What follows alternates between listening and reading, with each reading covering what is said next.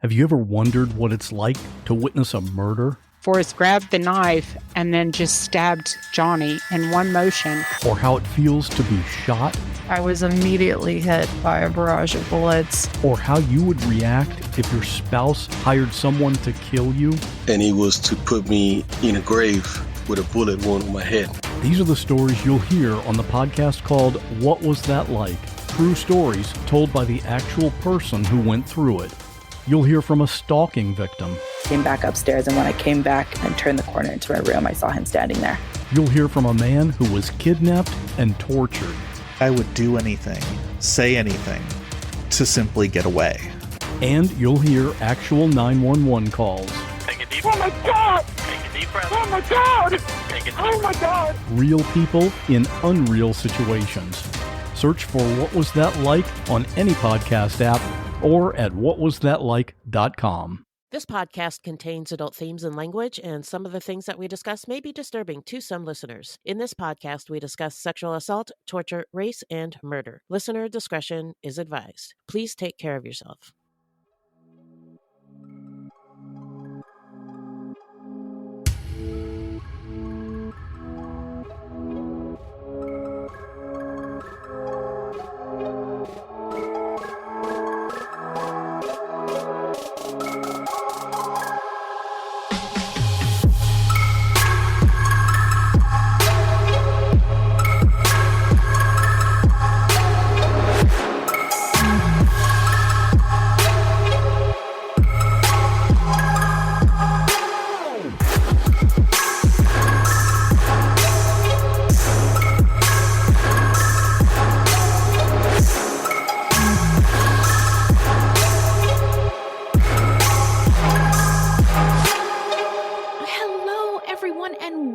To Fruitloops episode 222.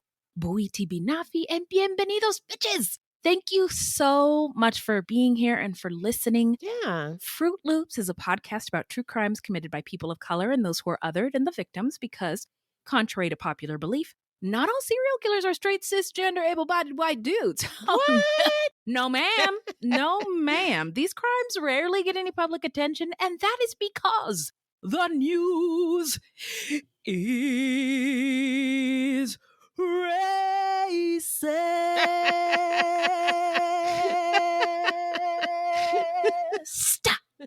I'm done now. You allegedly. Yeah. Oh, allegedly. Sorry. Whoops.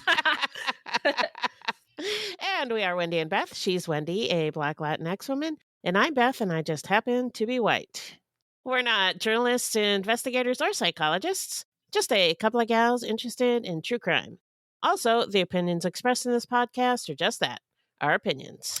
So, Beth, who are we talking about today? Well, today we're talking about Celestine Payne, a Black woman who took out life insurance policies on friends and family members and then killed them or had them killed. No! Yeah. Celestine, no! No, why did you do it? Why did you do it? By the way, Celestine is such a pretty name. It's such a shame. Really is. She did such heinous Such things. horrible things. Yeah. Well, before we get into the horribleness of it all, how you doing?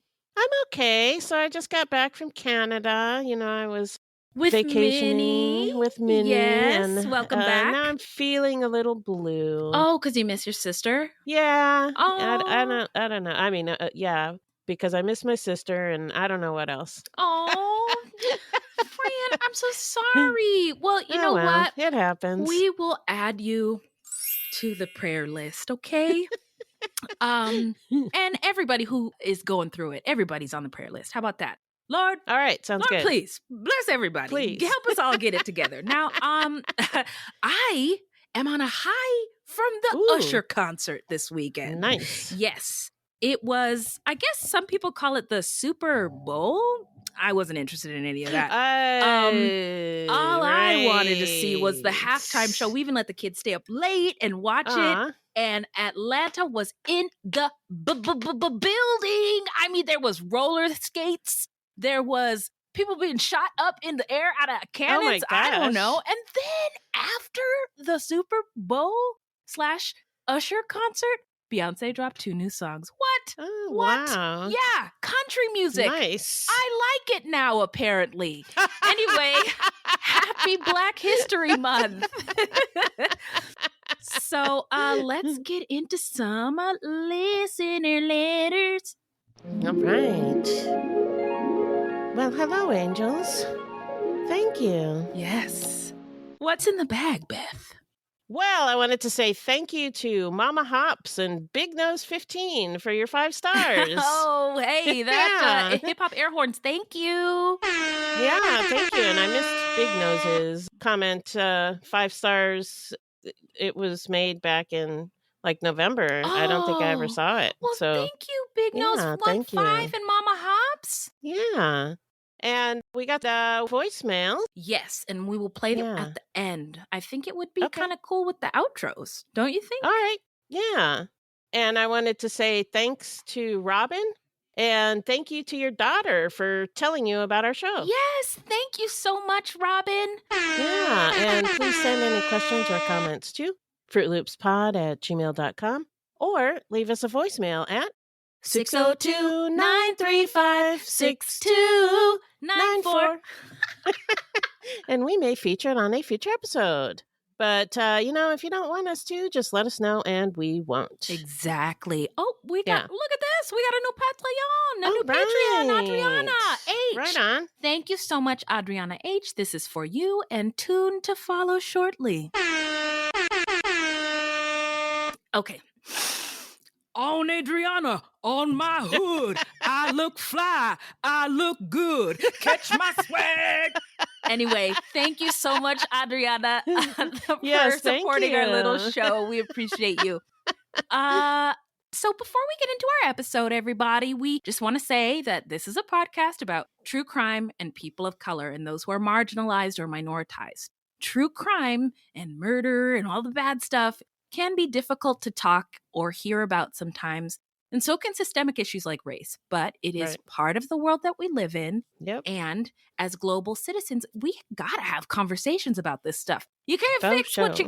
you don't face, okay? Yes. And that goes for Yes. crime, violence, oppression, all the things. And we want this to be a safe space where we can have conversations about all the things. We're all learning all the time. Sometimes we're going to make mistakes, but we just Yep. cop to it, learn from it, and keep it moving on our collective quest to be our best sexy selves. And I just punched through an imaginary ceiling. And we welcome all our listeners to be a part of the conversation on Facebook or Twitter at FruitLoopsPod or email us at fruitloopspod@gmail.com. All right, so let's take a quick break and then we'll get into the story when we come back.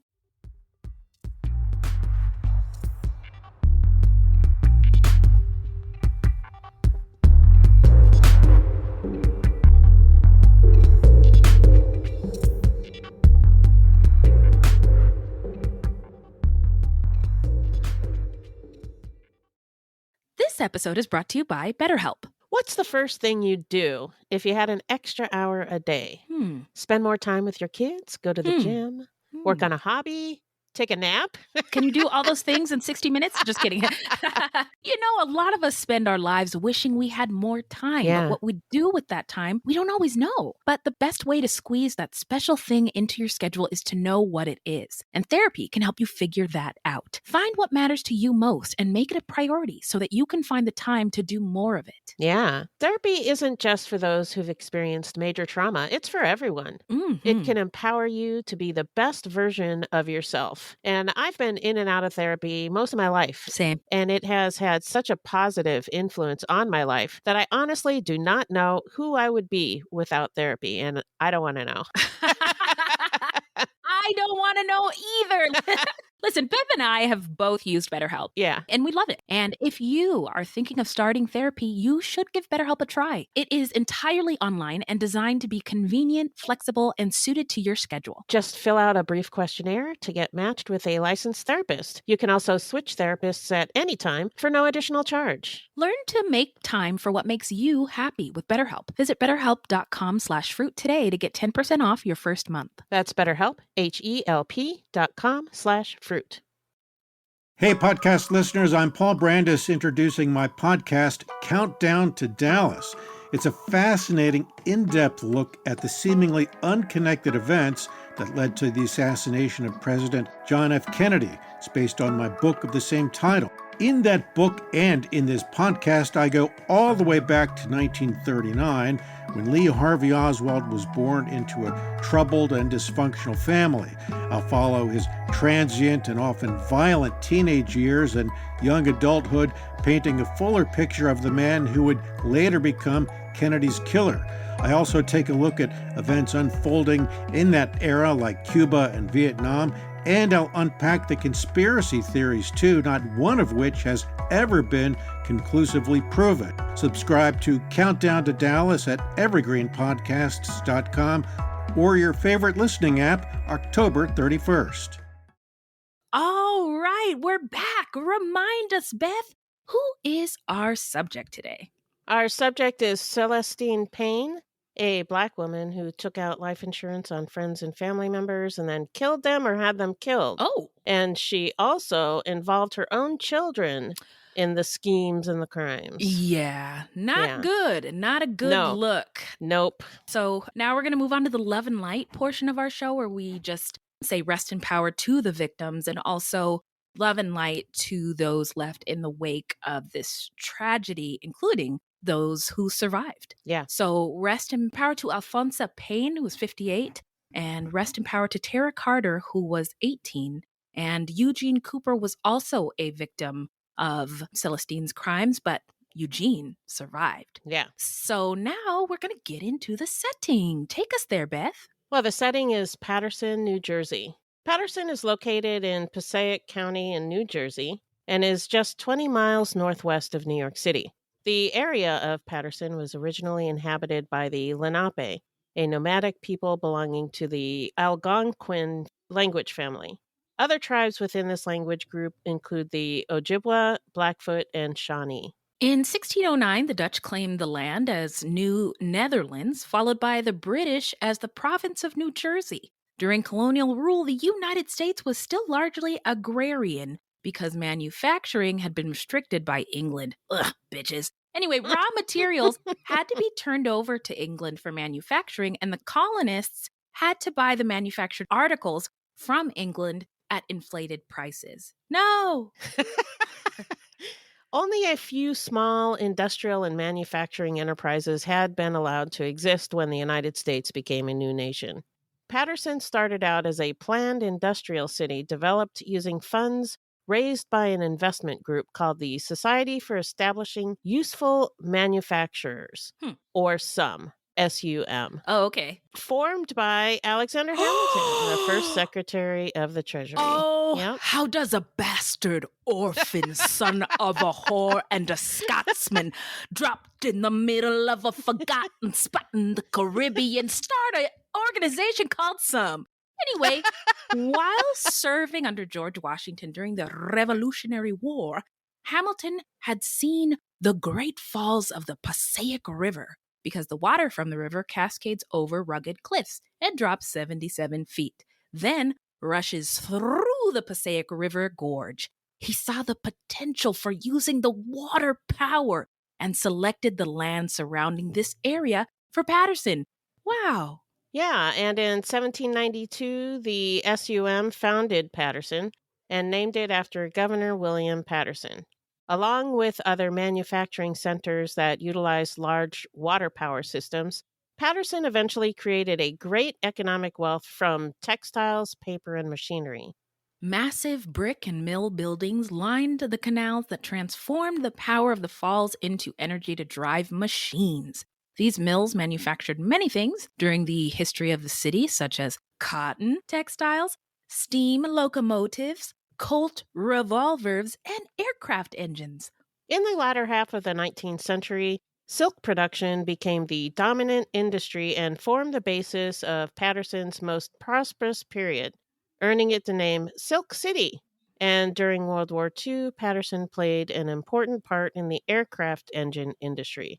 But by the end of the war, urban areas were in decline, and Paterson was no exception. So Paterson became a center of industry because of its vital relationship to water and attracted many immigrant laborers. But as water power was replaced by electricity, industries moved away. But all those people, including immigrants and Black people who went there for those jobs, right? Yeah. What are they going to do? Yeah. Once mill work and production left the city, Patterson quickly went into decline. Beginning in the late 60s, the city suffered from high unemployment rates and white flight. By 1983, Patterson was the 5th poorest city in the United States, which is amazing because I'd never even heard of it before. Oh, dang. Yeah. Wow. I haven't heard of it either. And that stat is wild. But, Crazy. Every time Right. we do these cases, and we do the setting part, I'm always curious about land acknowledgements, the indigenous people who were there first, Right. and what racial violence occurred. And I was able to find a racial uprising that occurred in Oh, okay. Patterson, New Jersey. Oh, tell me about it. In August. August of what year? Oh, 1964, August 11th Gotcha. to the 14th. And you can just look at the year. That's a tumultuous time in Right. American history. So there were uprisings all over the place, including Elizabeth, New Jersey, New NYC, and Jersey City. So on the evening of August 11th, a group of Black teenagers were coming home from a school dance. And the teens began throwing rocks at police cars. And Never a good idea. no, but the mayor, again, there was a lot of economic strife and racial tensions, etc. Right. And so the mayor decided, you know what I'm going to do? Fight force with force. Also not a good not idea. a good idea. So over the next several days, the people were met by police they were in riot gear, there was tear gas and other weapons. The reason for the uprising was because predominantly poor Black and brown neighborhoods, their housing conditions were decaying. And leaders, Black community leaders, church leaders, the NAACP, urged folks to stay home and then also tried to steer the narrative to focus on the real problems. The community needs What people better needed, yeah. housing, rent control, and improved recreation facilities. Because, by the way, Culture Corner in big cities with large Black populations, especially I'm thinking this city in New Jersey, Baltimore, cities like that, the city planners intentionally in areas where there are Black and brown people eliminated recreational areas. Right. Pools had cement dumped in them. Parks were replaced with buildings, etc. So those are what the community needed. That's what they Shitty. wanted. Yeah. 43 Black people and 3 white people were arrested. And again, the uprisings were in reaction to deep-rooted social and economic issues for Black and brown communities. But cut to 2020, the population of Patterson was approximately 159,000, 63% of which was Latinx, and 24% was Black, and 18% of the population was white. Approximately 25% of Patterson residents live in poverty. Well, here's a fun fact. Ooh! Patterson is the hometown of boxer Reuben Hurricane Carter, Hey! who spent 22 years in prison for a triple murder until he was cleared in 1988. Wow. And his story was dramatized in the 1999 Denzel Washington film The Hurricane, Yeah. which was partially shot in the city of Patterson. Wow.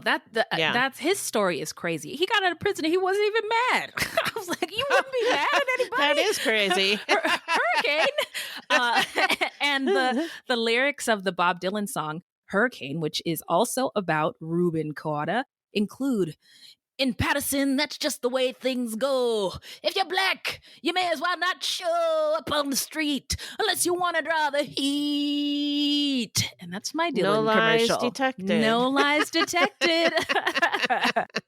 So now let's get into the early life of Miss Celestine Payne. Hit it, Beth. Okay, so I couldn't find anything about her early Oh, life. shoot. Yeah. Okay. Bummer. But according to court records, she had a history of psychiatric problems for which she was prescribed medications. And when she expressed anger at her husband and even threatened to kill him, her medication was increased. Oh. That should cure the problem. Yeah. In 1991, Celestine Payne was 41 years old, a homemaker and mother of 4 children, 3 daughters, Ivory, Wendy Joy, and Sateria, and a son named Aubrey. She had graduated from high school, but read and wrote poorly and had last worked 10 years earlier as a bookbinder. Her husband, Alphonse Payne, was a driver for a trucking company. So let's dive on into the timeline. Splish splash. All right. The Payne's daughter, Wendy Joy, had a friend named Tara Carter. Tara was born in 1976, grew up in Patterson, and was part of a tight-knit family. According to Tara's older sister, Rosie, their mom was church-going and their dad was a hard worker. According to Rosie, Tara had a very bubbly personality, was social, and never had a problem making friends. Tara and Wendy's parents also became friends, and Celestine said that she thought of Tara as a daughter. Wow. Yeah.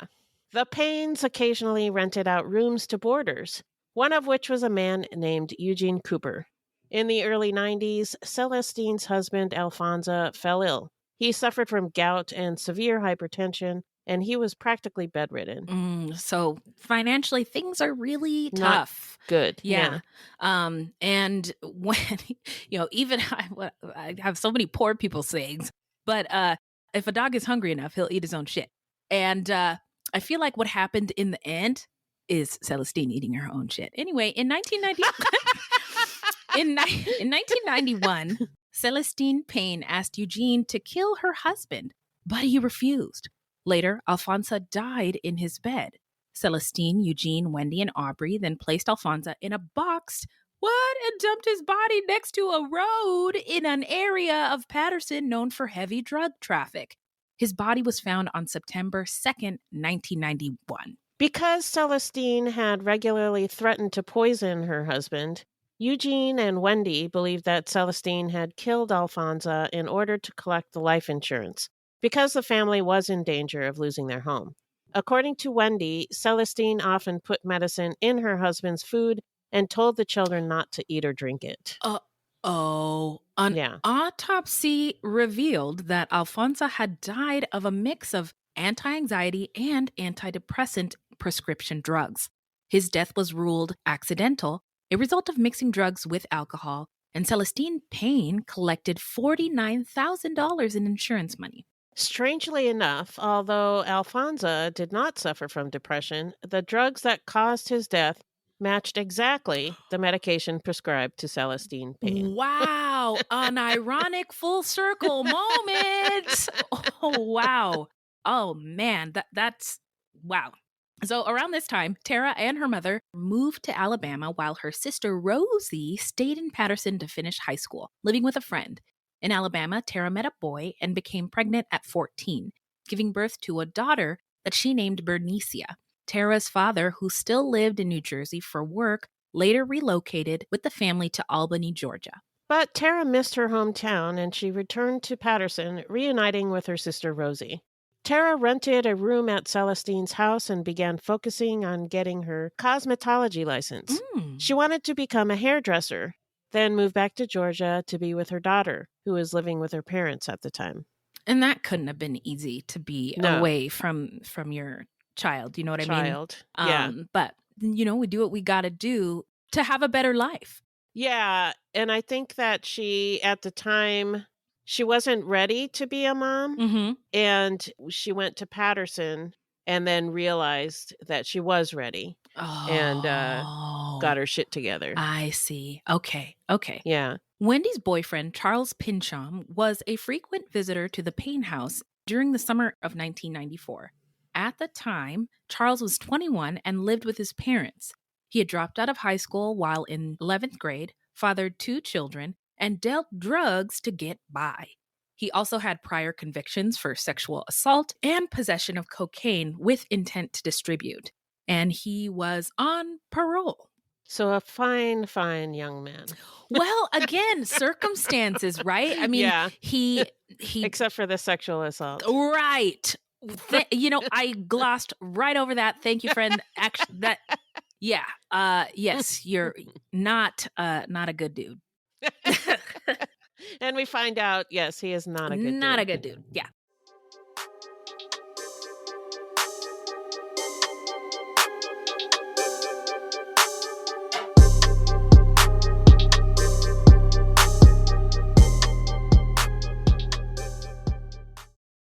Do you enjoy science, spooky stories, and all things paranormal? We do too. While we would love for most paranormal stories to be true, we are here to tell you that they probably aren't. But that doesn't make them any less fun to speculate about. We are the Spooky Science Sisters podcast. In this podcast, we bring you bi-weekly discussions on possible scientific explanations behind the supernatural. Backed up by research articles and other credible sources, we do deep dives into things like archaeology and physics and share in-depth discussions with topic experts. Visit us at SpookyScienceSisters.com to listen to a couple of skeptics debunk some of your favorite alien encounters, cryptid sightings, and ghost stories with science, sass, and a significant amount of laughter. Thank you, and stay spooky. My name is Bill Huffman, and I am a former Cleveland news producer, and I am now the host of the podcast, Who Killed? I began the show focusing on the unsolved murder of Amy Mihaljevic, and now each week I explore a different case with a focus on some of the victims who don't get the attention they deserve. I have a deep catalog of over 225 episodes, so there is a guarantee there will be something for you. Who Killed is an evergreen podcasts, killer podcasts, and slow burn media production. Subscribe today wherever you get your favorite shows. So that year, Celestine purchased a life insurance policy on her boarder, Eugene Cooper, naming herself as the beneficiary on the policy. And that summer, Celestine, Wendy, and Charles spent a lot of time in Celestine's kitchen, plotting the death of Eugene Cooper for the insurance money. Wow. While Eugene sat in the very next room watching television. Of all the kitchen table conversations I've had in my life, never has plotting a murder been one of them. Oh my God. On September 13th, 1994, Charles, on directions from Celestine, left the house with Eugene to go to the liquor store and then stabbed Eugene multiple times in the stomach with a butcher knife provided by Celestine and ran away, leaving Eugene for dead. Wow. Yeah. Wow. Fortunately, Eugene survived the attack, but he was in the hospital in intensive care for a month. He told police that he'd been stabbed by a man named Charles Darby. And I could never figure out if he actually thought his name was Charles Darby or if he gave him the wrong name on purpose. That's interesting. But yeah, investigators, of course, were never able to locate a Charles Darby. Yeah. And the case stalled. And then when Eugene was released from the hospital, he went into hiding because he was scared and police were unable to locate him. Okay. Well, Eugene, amazing he survived. And probably smart to get as far away from these people as possible. Yeah. In December of 1994, Celestine Payne asked Charles Pincham to kill Tara Carter for insurance money. Charles later claimed that he refused her request, but then he eventually came around. Probably needed money. Yeah. And according to Wendy, she became aware of Charles's plan to kill Tara in January of 1995. So they all knew about this plan. Everybody knew and nobody said a word. Nobody said anything. But by March of 1995, Tara had decided to move back to Georgia to be with her daughter. Both she and her sister Rosie were planning to take a train to Georgia on the first weekend in March. And that Friday morning, March 3rd, Charles came over to the Payne house, and when he arrived, Celestine gave him a crowbar and told him to use it to kill Tara. Wow, that's cold-blooded. Yeah. Also, okay, so I totally get Black people. Our first instinct is not to call the police. Call the authorities. Have them come get all up in our business. But and that's why I think that maybe Eugene didn't tell police his real name. Right. Maybe. I don't know. But go ahead. That's my suspicion. Sorry. I was just going to say, but everybody in this house knew that this was a plan. Yeah. So they made, maybe there was another option, like maybe talk to Celestine and suggest other entrepreneurial ideas. Yes, rather than or selling drugs. Yes, there's so many other things, careers that could be, pursued. But anyway, Tara was sitting in a chair, curling her hair. Oh my! What a vulnerable position to be in. I know. So Tara was sitting in a chair, curling her hair, when Charles came up behind her and hit her in the head multiple times with a crowbar, knocking her off of the chair. After killing Tara, Celestine and Charles moved her body into a bedroom and cleaned up the blood. They then wrapped her body in a sleeping bag and dumped her remains at Eastside Park. Celestine then went to her daughter's house in South Carolina for the weekend. According to court records, Charles was supposed to blow up the Payne's house that same day. What? So that Celestine could collect $538,000 insurance. But that scheme was never carried out. Did Charles forget to blow up the house? Don't Or maybe know. Home Depot was out of explosive Blowing up materials. materials. Yeah, I don't know. I don't know what happened. But that would have been crazy. That would have been nuts. And I wonder if we would even know about this case, right? If the house did blow up and we never found out about Celestine. Right. But that night, Rosie and Tara were supposed to attend a concert together. But Tara never showed up and Rosie went by herself. Rosie looked for Tara on Saturday as they were supposed to leave for Georgia, but she could not find her and grew concerned. Yeah, and these sisters, one, I think Tara was 18 and Rosie was like 20. Okay. So they're real young. Yeah. And so she couldn't find her. She didn't show up for the concert, and then she couldn't find her on Saturday. She was concerned, but I don't think she was like freaking out yet because they're young. Right. And young people do stuff like that. Right. You know? Yeah. Who knows? She might have gone over to her boyfriend's house and forgot about the time or whatever. Yeah. You know, Yeah. I think she wasn't freaking out yet. Yes. But she was concerned. Mm-hmm. On the morning of Saturday, March 4th, 1995, two joggers at Eastside Park in Paterson, New Jersey, spotted a dead body wrapped in a sleeping bag and notified police. The Jane Doe had no identification, and it took a while to identify her. She had experienced massive trauma to the back of the head, but the lack of blood on the sleeping bag suggested that she had been murdered elsewhere. When the victim's fingerprints were run through the system, investigators got a hit. It was 18-year-old Tara Carter. So now we're getting somewhere. It's time for the investigation and the arrest. What, Beth? So police quickly located Tara's sister Rosie, who was devastated by her little sister's death. Investigators next spoke to Celestine, who said she had not seen Tara since Friday, March 3rd, right before she left to visit her daughters in South Carolina, where she remained all weekend. I hope I don't sound ridiculous. I don't know this woman, and I haven't seen her all weekend.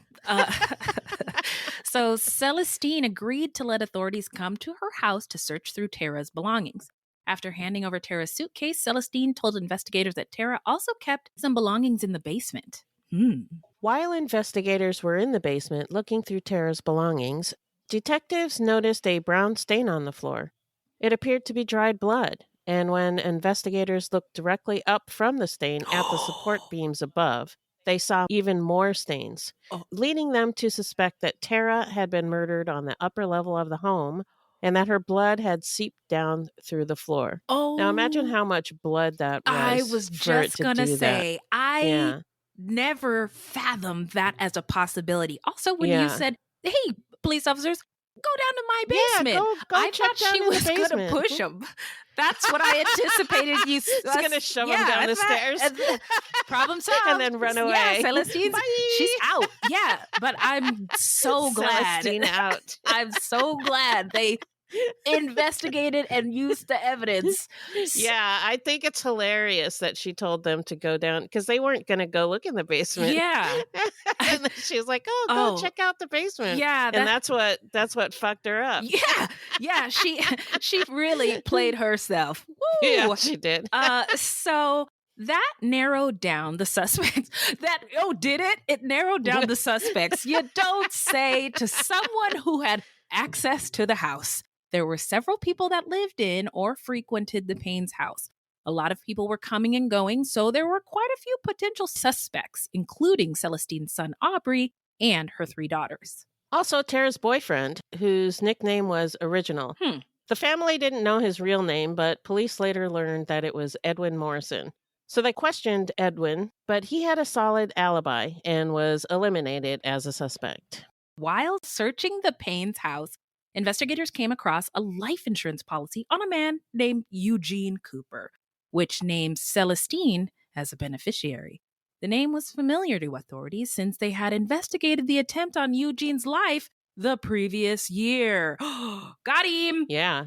It's also amazing that they remembered Eugene. Yeah. Investigators then tracked down Eugene Cooper, who said he had no knowledge of a life insurance policy with Celestine as the beneficiary. He did, however, have a life insurance policy through his work, which Celestine had pressured him to sign over to her, but he had refused.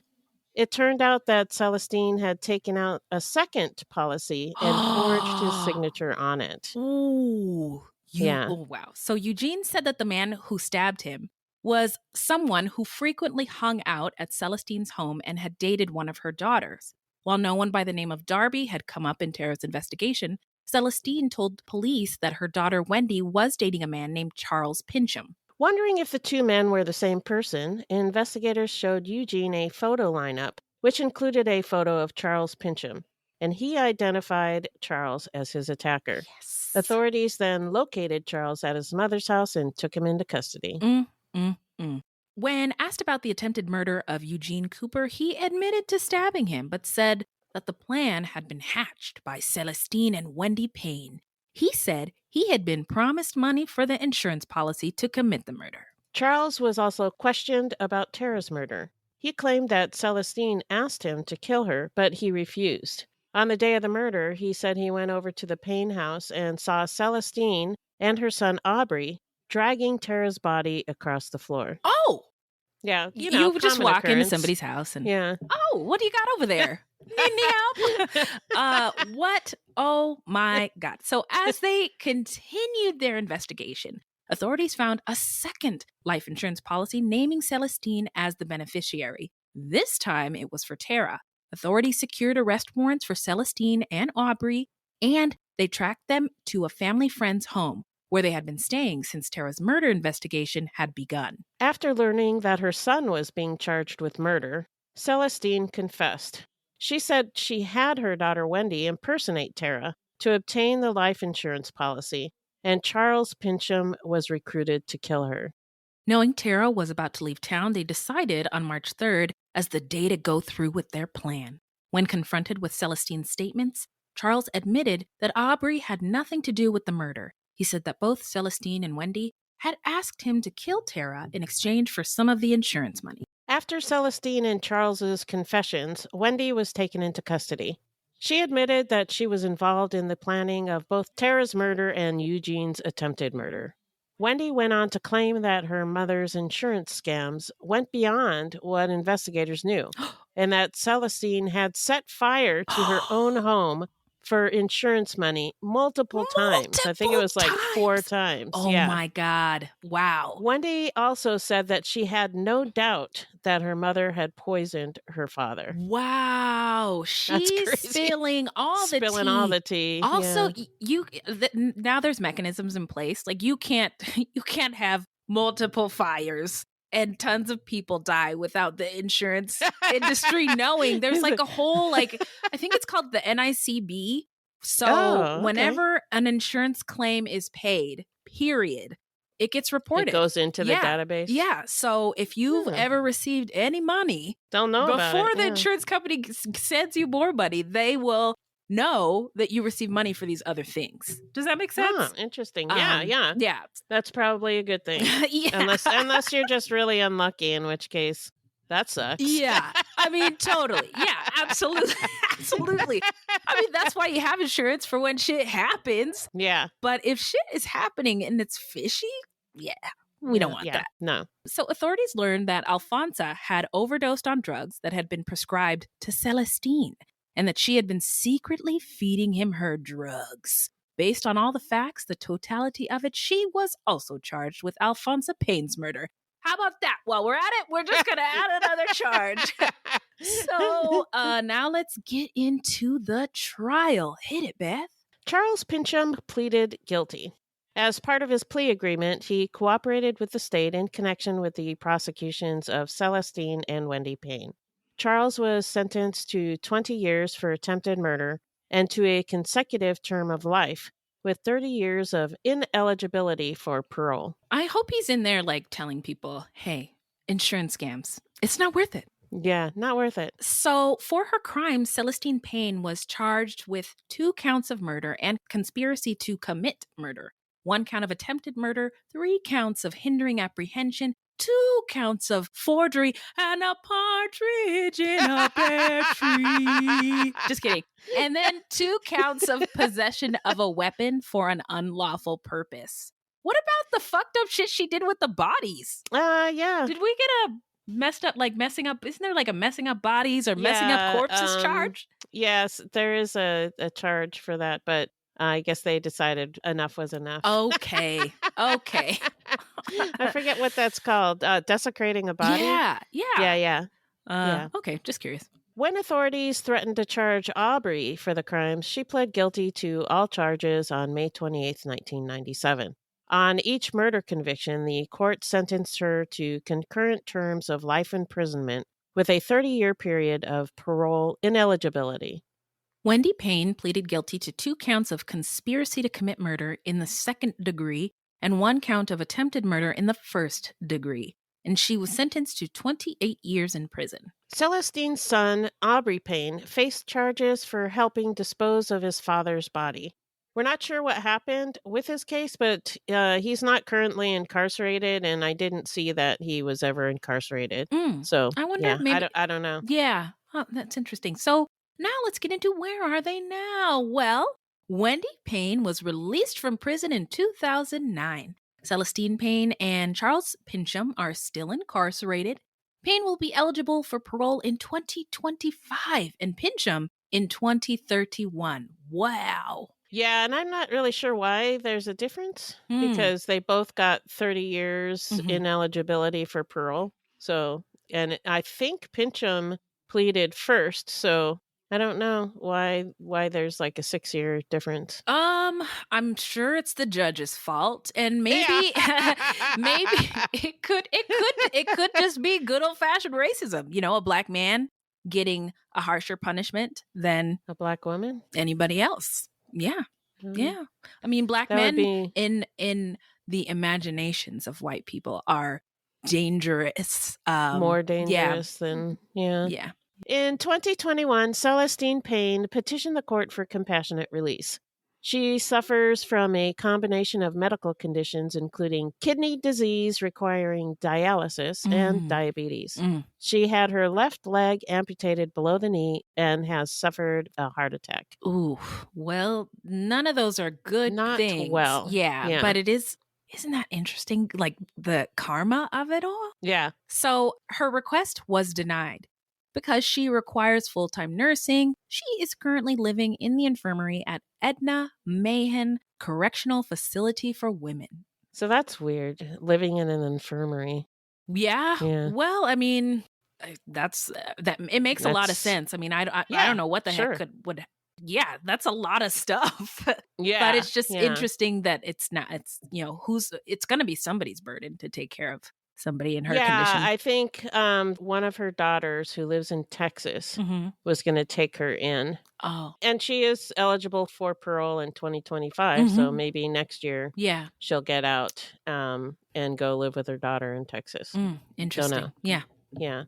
But also, you think that she's this infirm, she wouldn't be able to do anything. But her skill was not in doing things. It was more in convincing other people to do things. So much for saying that. Yeah. She had to have been like super charming. Yeah. Yeah. So, I mean, I don't know. I mean, it's maybe she's reformed.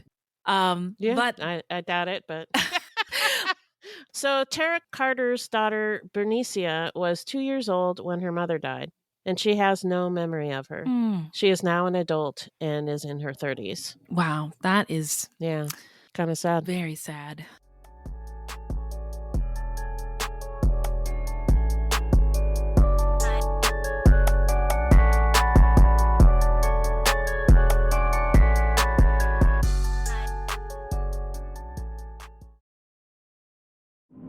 True terrors of horror, bizarre happenings, unexplainable events.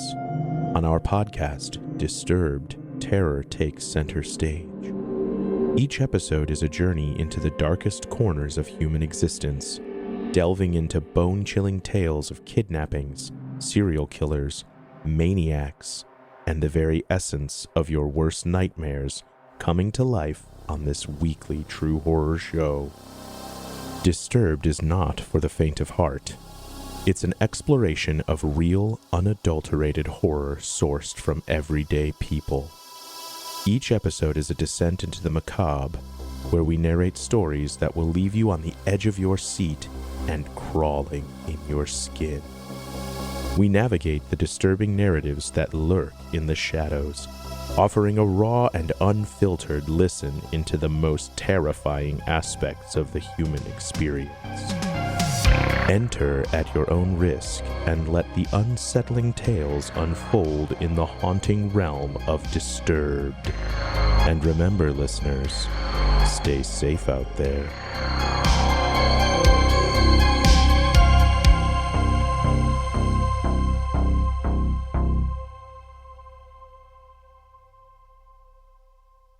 So that's it for the story. Why don't we get into what we think made Celestine snap as well as our takeaways? What are your thoughts, Beth? Well, Celestine Payne was described as mentally ill and someone without many skills. She could barely read and write. She did not have a job. I think the one job that they mentioned was she was a bookbinder, which is, just physical labor and probably doesn't pay very much. Yep. And she had 4 children to take care of. Yeah. Her husband, Alfonso, was sick and they were in danger of losing their house. And she set fire to her own home for insurance money. Yeah. And I don't know when those things happened, but I think murdering people for insurance money, as sick as it is, became her way of making money to survive. I couldn't agree more. Yeah. Yeah. Now, how you get to that point, killing people, especially people you know, and involving your own children in your schemes, I don't know. I think you'd have to have at least some psychopathy to be able to do that. I also think this would make a great series on HBO or Netflix. Yeah. Because of the fraud and how the complexity of it. Yep. This person is, she's orchestrating all this stuff. Yeah. She's like Griselda Blanco without the drugs. Yes. Yeah. I would also like to know a lot more about or anything about her childhood. Yeah. We couldn't find anything about her childhood, and it would be good to know like what happened to her. Yeah. What the fuck? Yeah. What the fuck happened to her to make her this? Be this way? Yeah. Yeah, but clearly she was averse to being destitute, right? Like she was at that level of struggle that anything else, that I can't let this happen. I can't lose my job. I can't lose my kids. And, when you are poor and Black, it's not just that you don't have, it's that other people will see, because she has kids, right? Other people see her not having enough, and she could have been in jeopardy of losing her kids, right? And then losing your home on top of that. So I just think she was just really afraid and made some really shitty decisions. Yeah. The amount of money that she got from these schemes was not that much either. Yeah. So, I mean, I think it was just like survival. Yeah. Sick. But, absolutely. Yeah. And I mean, people were harmed gravely, like Eugene, and 2 people were murdered. So I don't want to, I certainly do not want to minimize that or not at all characterize Celestine's actions. Or dismiss it as, she was just, I mean, lots of people are destitute and they don't kill anybody. So, Right.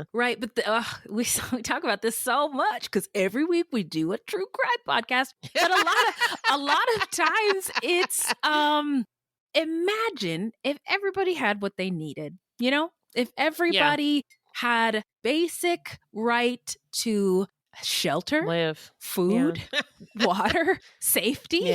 I think a lot of these, we wouldn't have anything to talk about on Tuesday nights, Fred. So wouldn't that be great? Yeah. Put us out of business, people. Come on, let's change the world. Bringing her family, and that's kind of why I thought maybe she didn't think that she was really doing anything evil, because why would you also involve your children, right? Like if you love them and you're doing all this stuff for them, bring them. But she also, like when she got caught, she like turned on Wendy. So maybe yeah.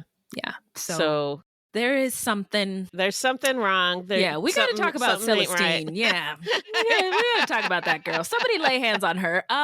So I did find it interesting that she involved Wendy in her schemes. The other two daughters were not mentioned at all. And then Aubrey, he was involved in disposing of his father's body. Mm-hmm. I don't know how involved he was. I mean, as far as we know, he wasn't involved in Tara's murder at all. Mm-hmm. But when he got charged, Celestine freaked out and confessed.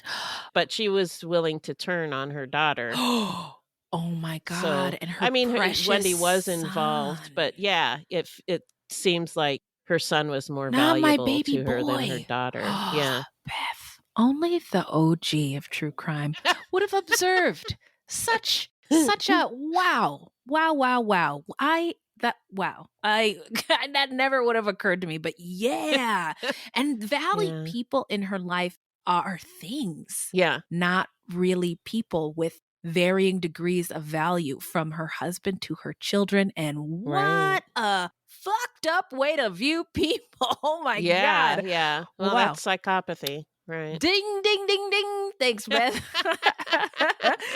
All right. Well, let us know what you think. You know where to find us. And now we're going to move on to the How Not to Get Murdered section of our show. Okay. If you love true crime and you don't want to die, here's a tip for you. It's sort of back. My voice. Sort of. Beth isn't coughing anymore. Yeah. So this segment is not intended to be victim blaming. We thought of this segment because I read somewhere that a lot of people listen to true crime because they want to know what they can do to be safer. This is not meant to blame the victims. It's just learning from other people's experiences.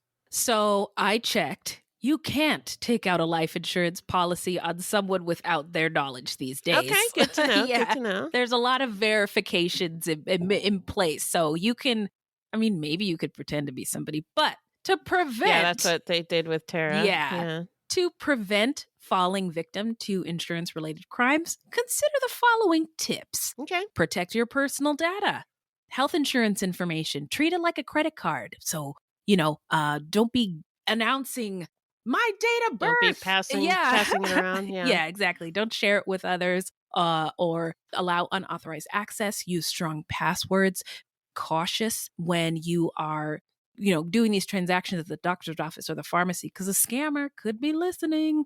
Stay informed and vigilant, that we get news alerts on the latest phishing scam or the latest. Right. So pay attention. Be skeptical of unsolicited offers or phone calls. If it sounds too good, it probably is, and trust your gut. Anything else, Beth? Nope. Think you covered it. Okay. Well, shout out time, where we shout out any content by or about people of color, any minoritized folks, or any true crime goodies. All I gotta say is Abbott Elementary is back. Yes! Woo! And such a delightful program. And I wanted to shout out The Greatest Night in Pop on Netflix about the We Are the World, the making of that song. And it almost didn't happen. They did it after the American Music Awards when everybody was tired. Al Jarreau showing up all faded, drinking red wine.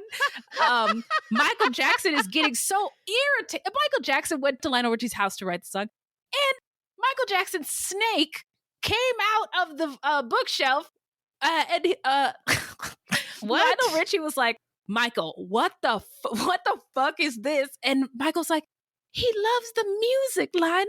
He loves the music." So he brought his snake to Lionel Richie's house? No. Lionel went to Michael's house, and the snake. Lionel went to Michael's house. Oh, okay. Anyway, there's all kinds of like wild things like that. Like, it's just really, really great. Anyway, so that's all I got today. Okay. So I wanted to shout out a new podcast. It's called Black History for Real. It's really good. Yeah. It's a Wondery history series hosted by Francesca Ramsey and Conscious Lee. Yes. Oh, Conscious Lee. I didn't realize he was Lee. Oh, yes. Yeah. Follow him on Instagram. He's amazing. Oh. So the description is quote, go beyond the stories you already know to drop you right into the mix. It's a no-nonsense, unwhitewashed account of history's most overlooked moments with a mix of narrative storytelling and candid conversation, unquote. Yeah. And by the time this show drops, there'll be more episodes. But right now, there's just 2 episodes up, and it's a part of a 4-part series on the women of the Black Panthers. Ooh. And it's really good. Yeah. And the chemistry between Francesca and Conscious is really good. Yeah. I listened to the trailer. I haven't listened to the episode yet, but I was hooked. Yeah, so it's good. What else you got?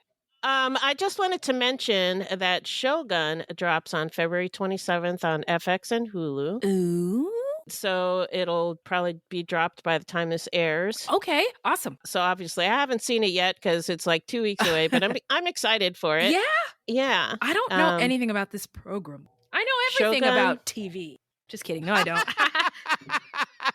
So it's a story about Imperial Japan. Ooh. Oh, you know what? I think you've shouted this out before. So it's the second season? I don't know. No, it's the first. Oh, okay. I don't recall if I shouted this out before or not. I found out about it that they were making it a while back, but I don't know that I would have shouted it out. Ooh, it looks beautiful. Sorry, I'm probably wrong on that, but it looks really good.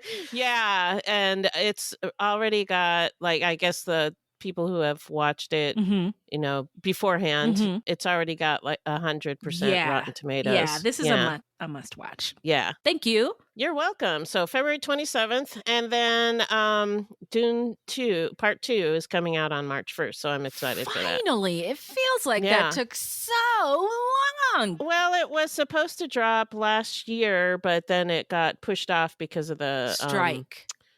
Yeah. I see. Okay, well, I'm glad it's finally here. So, yeah, me too. To recap, Abbott Elementary is back. I watch it on Hulu. The Greatest Night in Pop on Netflix.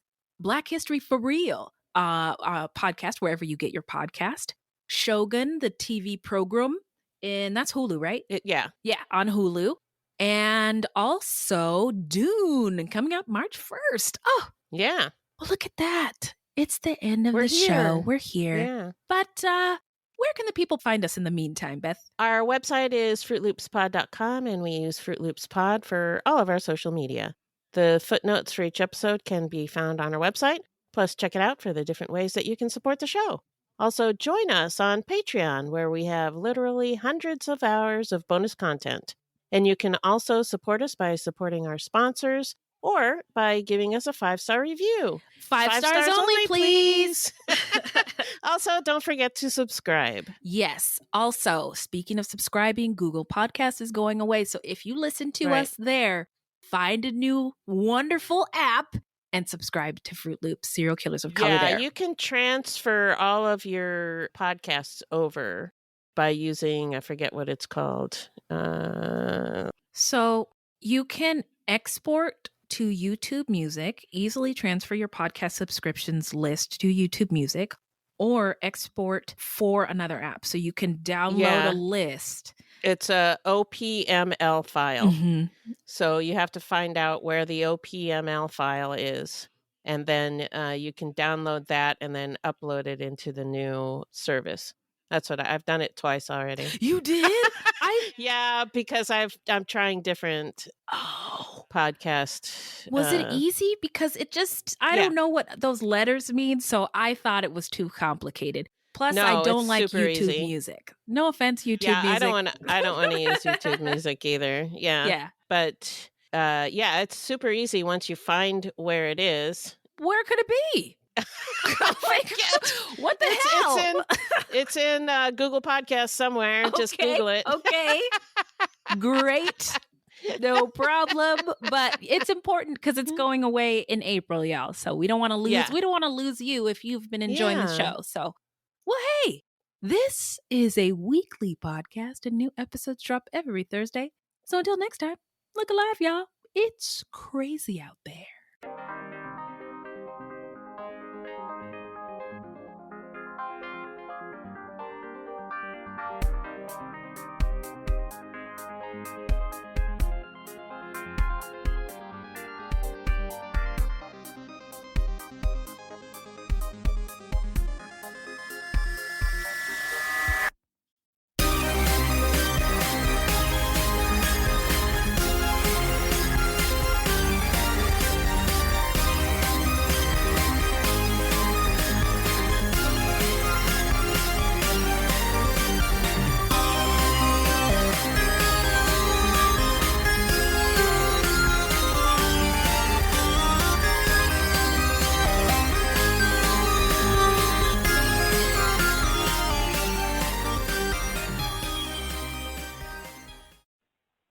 Hi, Wendy and Beth.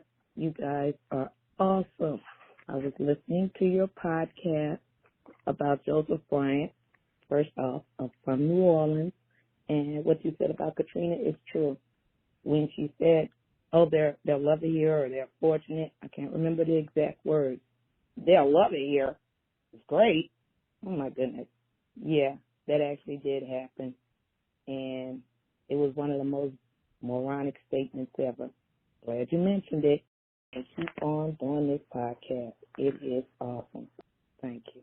Thanks to Robin, and thank you to your daughter for telling you about our show. Yes, thank you so much, Robin. Yeah. All right, let me take my coat off. You know, I get animated in here. So, I know. I'm sorry, I lost my place. While searching. These are my confessions. No. While? Really? There's a while searching somewhere? While searching the Payne's house. There is. It's right there. It's right there. Right in front of your face. The man who had stabbed him frequently hung out at Celestine's home and had... Sorry, stabbed him frequently. Whoa, I said that wrong.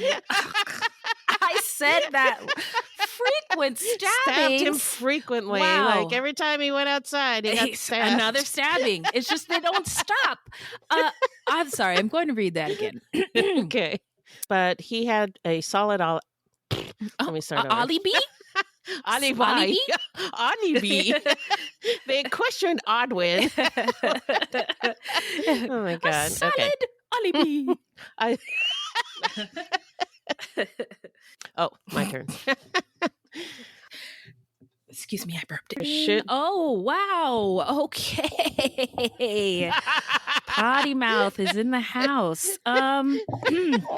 When you were going through like all the murder charges or whatever, I was going to say, and you get a murder, you get a murder charge. Everybody gets a murder charge. Woo! And then everybody's clapping crazy.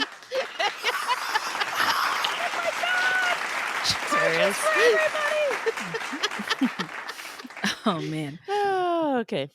Oh, okay. You know what? That's also my fault. I ruined it because I forgot to get it live. Oh, is that what happened? Yep.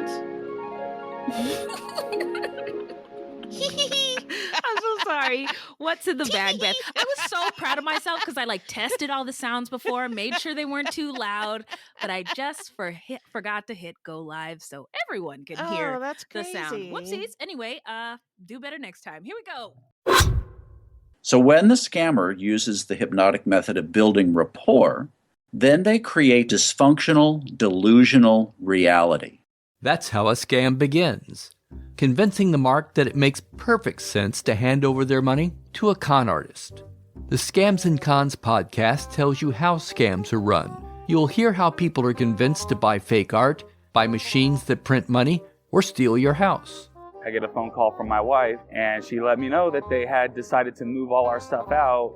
I could no longer do anything about it except go through an eviction. And you'll hear it from the experts. People who run the cons. So we go to your bank, you go in and get $6,000 cash, give us each $3,000, we give you this. You go home and what you find out is cut up newspaper. It's fun to know how the trick is done, and that's what Scams and Cons is all about. Listen at scamsandcons.com or wherever fine podcasts are found. Ohio is a land of mystery, from missing shipwrecks and lost treasure beneath her surface to strange phenomenon slicing through her skies. From myths that have evolved around historic events and people, to the unsolved murders and disappearances that keep her communities wondering what happened. Find Ohio Mysteries on your favorite podcast app, and let's explore the inexplicable. OhioMysteries.com.